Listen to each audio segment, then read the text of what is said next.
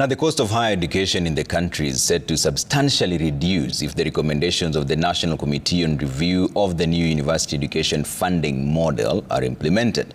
The committee, which wound up its work last week, is calling for a review of the costing of courses as well as the banning of methods. Brenda Wanga has more. The committee, which was appointed in September last year, has made a raft of recommendations aimed at addressing the contentious issues that plagued the student-centered funding model.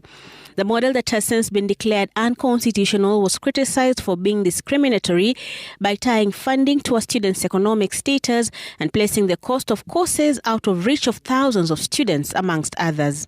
The committee, which worked on 4 different streams to review the new funding model for universities and TVET, to review appeals on categorizations of students into bands and structure of student loans and the cost of university academic programs, is recommending to the appointing authority a raft of measures that, if adopted and implemented fully, could bring relief to learners and their parents.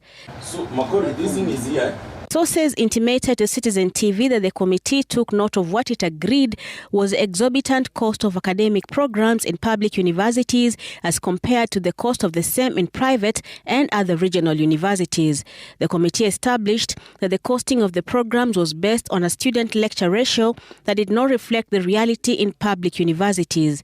The review of the same, if adopted, is set to reduce the cost of academic programs by at least 23%.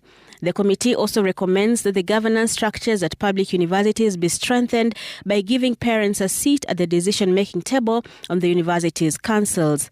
The students will also see a more balanced method of allocating HELB funds if the recommendations are adopted. The committee wants all students to be allocated funds uniformly without reference being made to their economic status. The new funding model had categorized students into 5 bands, from the extreme needy to the high-income earners, with the needy getting higher allocations in terms of scholarships and upkeep, while the high-income earners got less funds for scholarships and upkeep.